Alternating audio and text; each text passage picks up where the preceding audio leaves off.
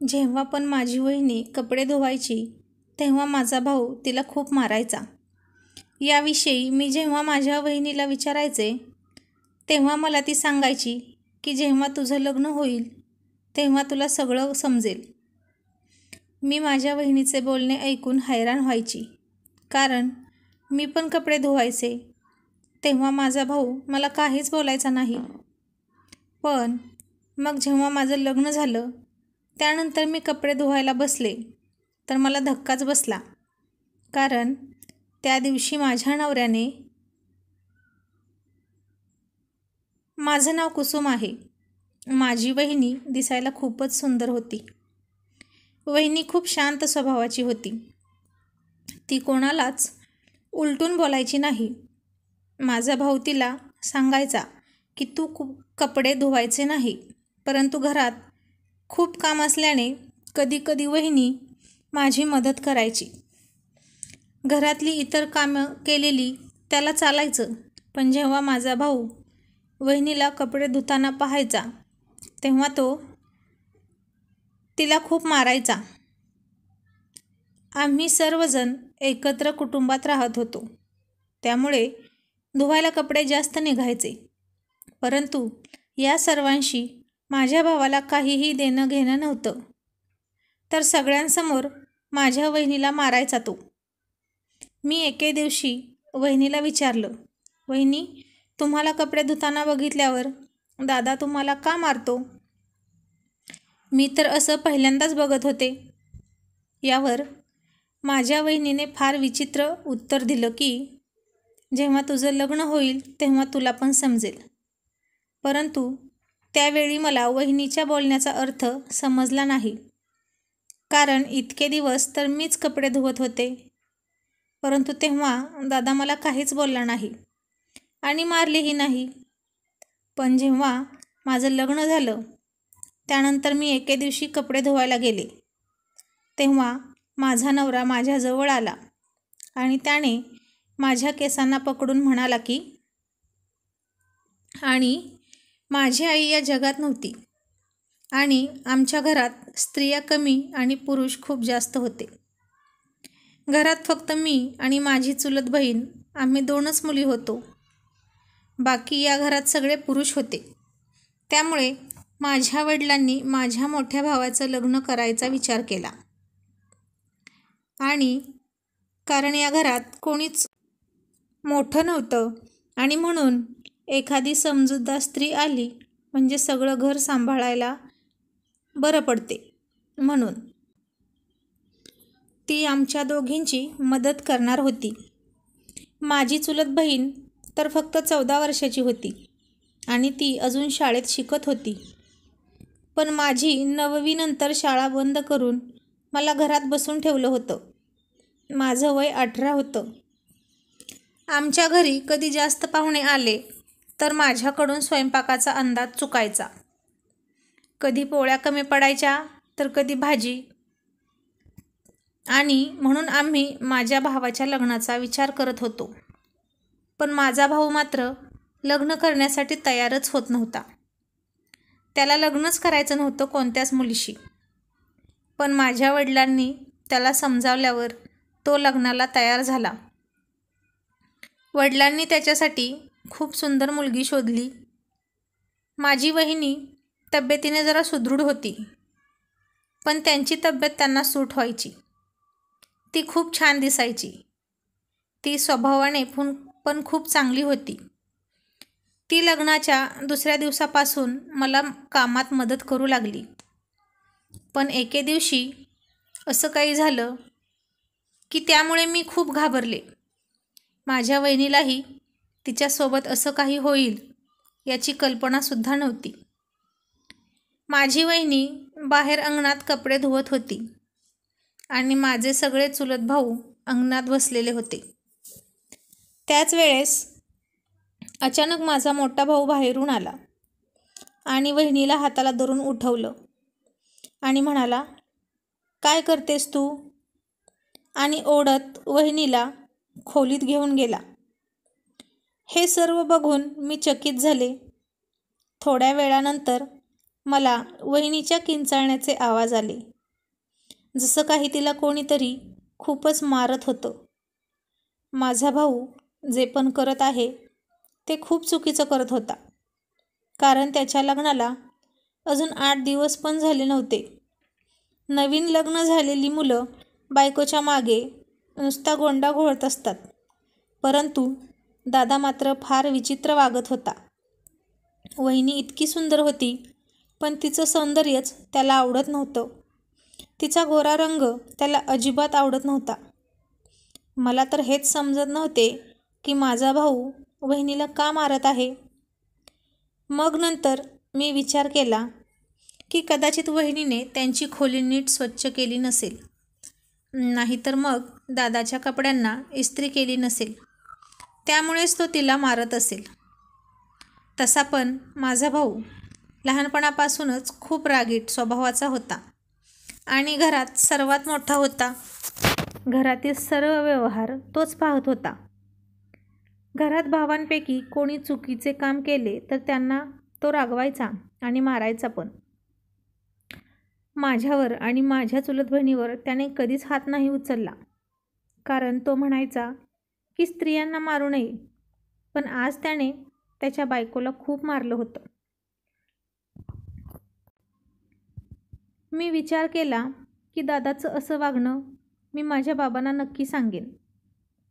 आणि मी बाबांना सांगितलं की दादांनी आज वहिनीला खूप मारलं होतं, आणि ते पण विनाकारण, तिची काहीही चूक नसताना. मग बाबा म्हणाले, तुझी वहिनी काय करत होती?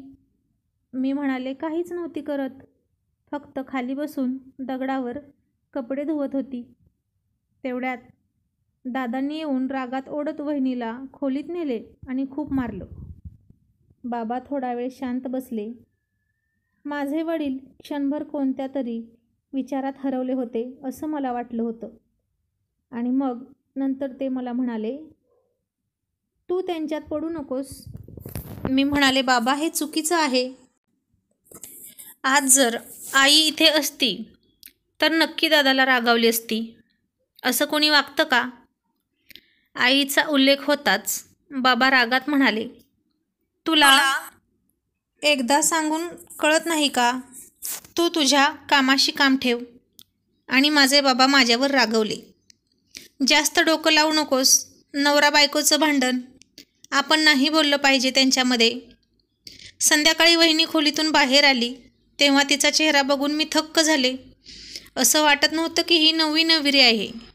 असं वाटत होतं की 15 वर्षापूर्वी लग्न झालं आहे हिचं. वहिनीचा चेहरा खूप विचित्र झाला होता. त्यांच्या चेहऱ्याची चमक आणि हसू सगळं गायब झालं होतं. बिचारी नवी नवरी होती. वहिनीचे डोळेच सांगत होते की तिला खूप मारले आहे. मी वहिनीजवळ जाऊन तिला विचारलं, काय झालं आहे वहिनी, तू बरी आहेस ना? माझं बोलणं ऐकून ती रडायला लागली.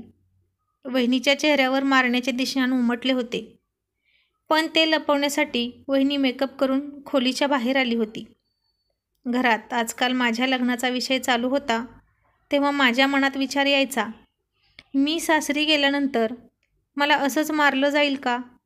कारण माझा भाऊ जर एखाद्या मुलीबरोबर असं करत असेल तर माझ्यासोबत पण असं होऊ शकतं. एके दिवशी मी वहिनीला म्हणाले की कपडे धुवा, तर वहिनी म्हणाली, मी आज कपडे धुणार नाही, हे काम तुम्ही स्वतः करा. जेव्हा मी कपडे धुतले तेव्हा माझ्याकडून चुकून कोणाच्या तरी शर्टचं बटन तुटलं तर कोणाच्या पॅन्टचा हुक तुटला. परंतु शिव्या तर वहिनीलाच ऐकाव्या लागल्या की तुला काय नीट कपडे धुता येत नाहीत का? सगळेजण वहिनीला ओरडले. त्यानंतर वहिनी मला म्हणाली, हे काम मी स्वतः करेन, कारण कपडे धुतले तरी मलाच मार खावा लागतो आणि जरी नाही धुतले तरी सगळीजण मलाच बोलतात. पण जेव्हा वहिनी कपडे धुवायला लागली तेव्हा पुन्हा तेच झाले. दादांनी तिला बघितलं. दादा यावेळेस तर वहिनीच्या केसांना धरून ओढत खोलीत घेऊन गेला आणि मी पुढे जाऊन दादाला थांबवण्याचा प्रयत्न केला. मी म्हणाले, काय झालं दादा, तुम्हाला असं का करताय? तर दादांनी मला ढकलून दिलं.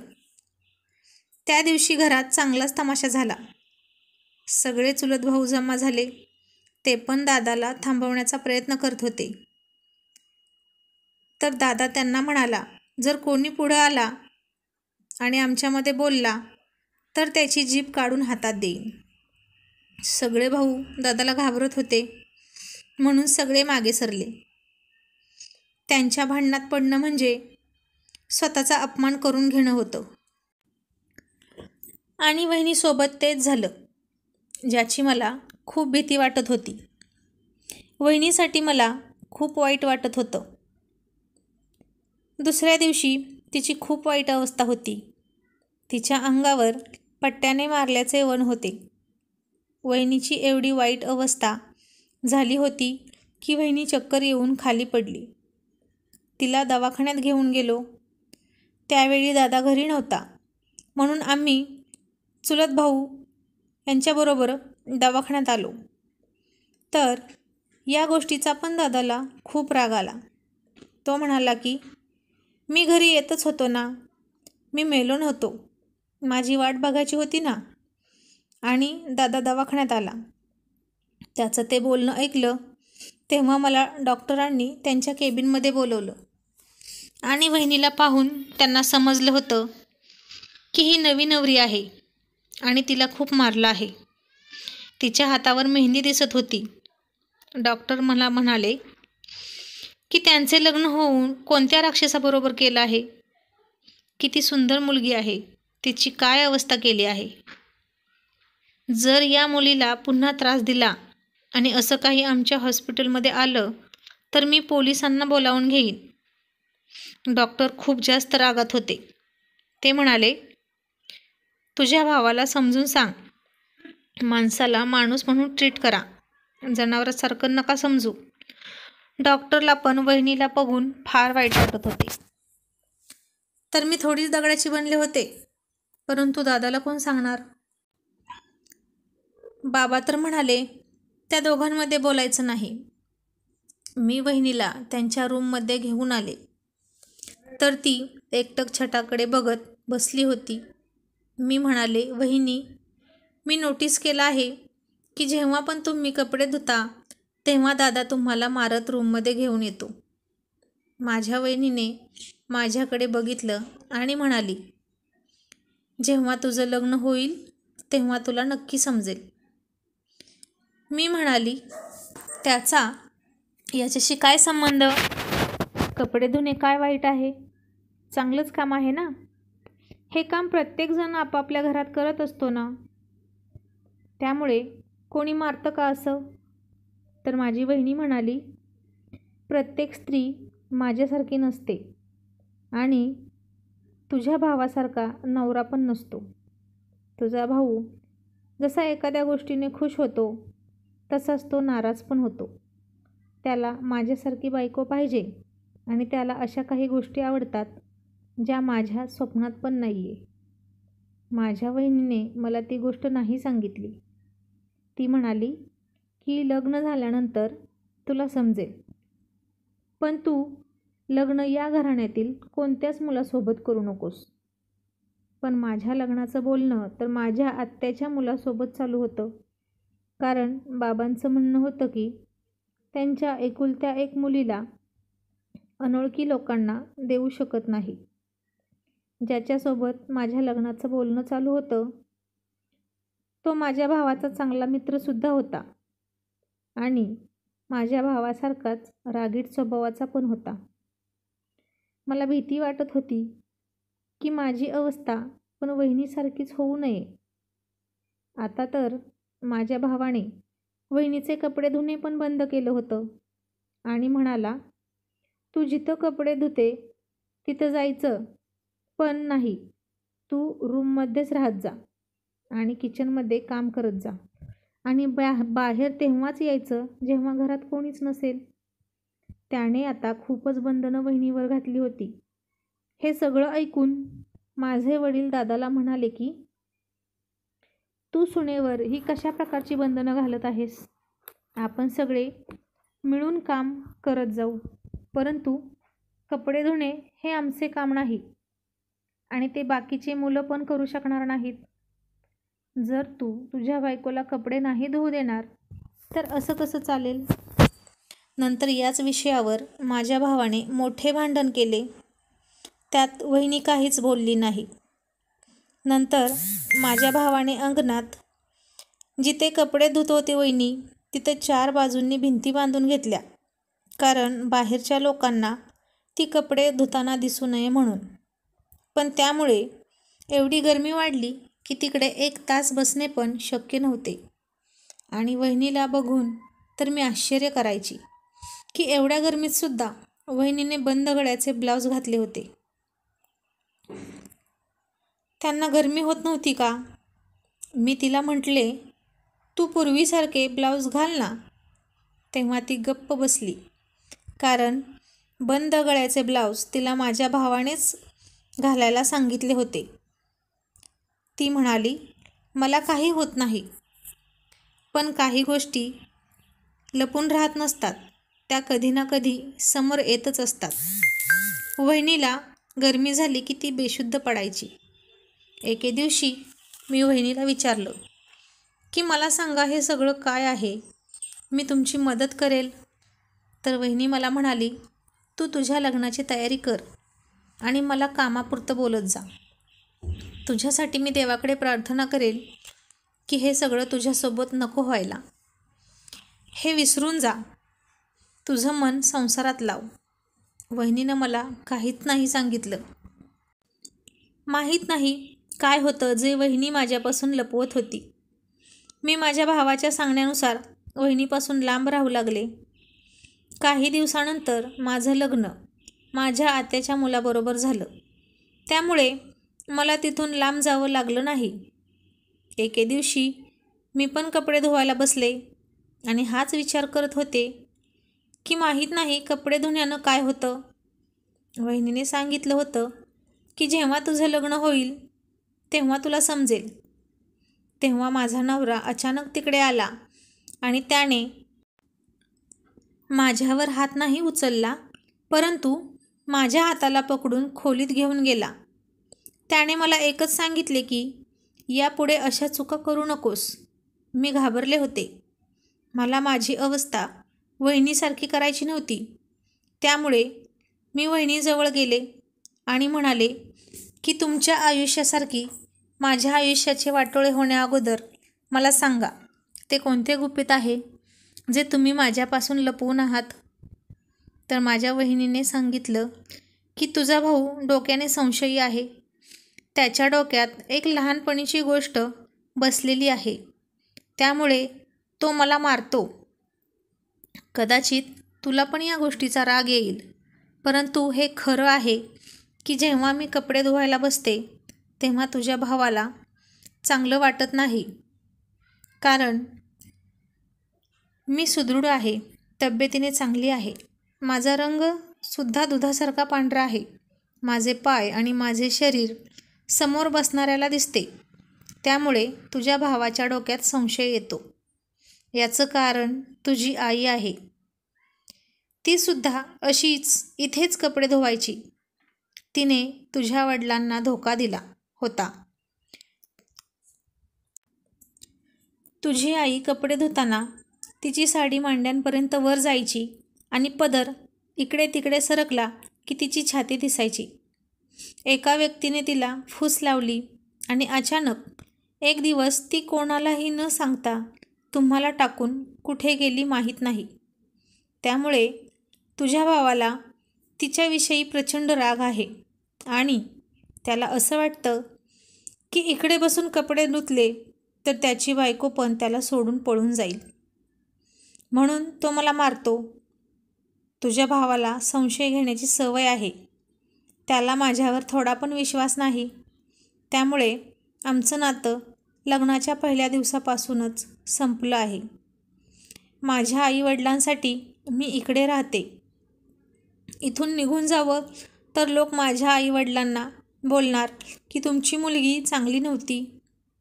माझ्या आईवडिलांच्या प्रतिष्ठेसाठी मी आज तुझ्या भावाबरोबर राहून आहे. तुझा नवरा पण माझ्या नवऱ्याचा मित्र आहे. ते दोघे एकमेकांसोबत असतात. त्यामुळे त्या दोघांचे वागणे संशयी आहे. मी तुला अगोदरच सांगितलं होतं की आपल्या जवळच्या मुलाबरोबर लग्न करू नकोस, पण तू माझं ऐकलं नाही. माझ्या जीवनाचे जे हाल झाले आता तेच तुझ्यासोबत होणार आहे. आपण त्या माणसांना नाही समजावून सांगू शकत, त्यामुळे आपले जीवन या 4 भिंतीत आहे, त्याबाहेर आपण जाऊ शकत नाही. मी रडत रडत सगळं काही माझ्या बाबांना सांगितलं. तर ते म्हणाले, आता यापुढे जर असं काही झालं तर मी त्या दोघांना बघतो. माझी मुलगी असो अथवा दुसऱ्यांची, कोणाच्याही मुलीसोबत असं होणं चुकीचं आहे. माझी बायको चुकीची वागली म्हणून प्रत्येक स्त्री चुकीची नसते. माझ्यासोबत झालं ते माझ्या नशिबात लिहिलं असेल, पण तुमचं आयुष्य मी त्यासाठी नाही खराब होऊ देणार. अगोदर मला वाटायचं नवरा बायकोच्या भांडणात बोलू नये, पण या भांडणात माझ्या बायकोच्या चुकीची शिक्षा माझ्या सुनेला भेटत असेल तर मी ते सहन करू शकणार नाही. त्यानंतर दादा आणि माझ्या नवऱ्याचं वागणं बदललं. आता बाबांनी सगळ्यांना वेगवेगळ्या वाटण्या करून दिल्या.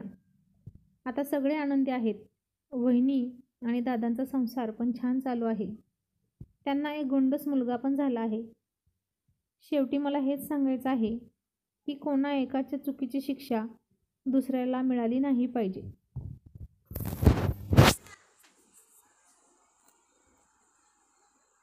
तर मित्रांनो, कशी वाटली कथा? आवडली का? आवडली असेल तर लाईक करा आणि आपल्या चॅनलला आत्ताच सबस्क्राईब करा. धन्यवाद.